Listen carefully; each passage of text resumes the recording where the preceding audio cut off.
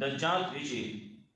هغه پیغمبر پیدا شوی دی کنه دی آخري پیغمبر ویاو پیدا شوی دی وی هجرت کړل کنه او ویاو کړی دی نو دوی حساب بیا وخت لګ دی دجال بارکی یو خبره تمیم داری رضی الله تعالی عنہ کوله هغه بلا مسلمان شنو باو کی نو پکشته کې نجات تاجر سره پکشته کې ناسو کشته بادبانی کشته موجود هوا راغلی بل تر دی وړه کشته نو دی هلته کې وختو کوشو د کشته نه چې معلوم کو دا کم ځای دی اوس موږ څنګه تل پکار دي حالات معلوم کو نه دغه چې هغه تلاړ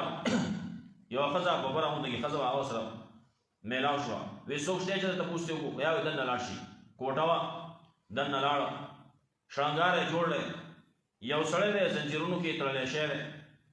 او چوتیږي لګي شانګار جوړل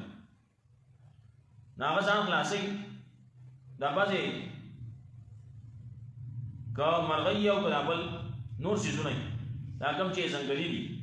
دا چې سړی په جال کې راګیر کی نو دې په قرار نه کیږي بیا ټوپونه وایي چې په څه طریقې باندې دې نخلاص شم د جال نخلاص شم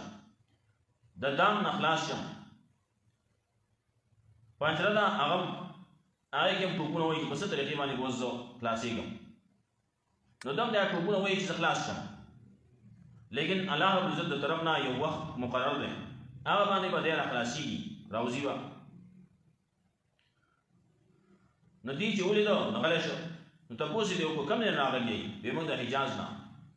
وی هغه ځای نه چې ونې پکې زیاتې دي وی او کجورې ونې بیا وی چې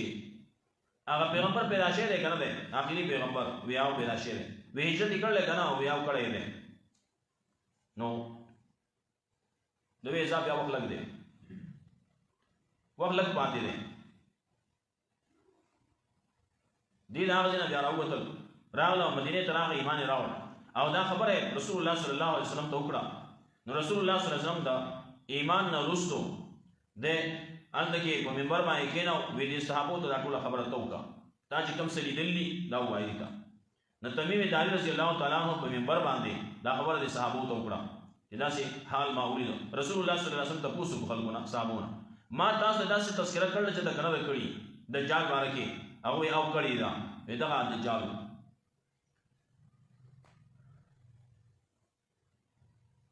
الله رب العزت پټ ساتل دی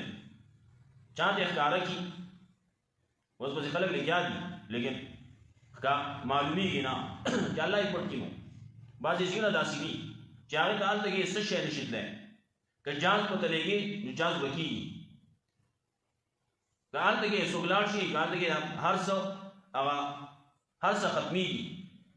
نو ځای کې به یې څه ده الله لویه دنیا ده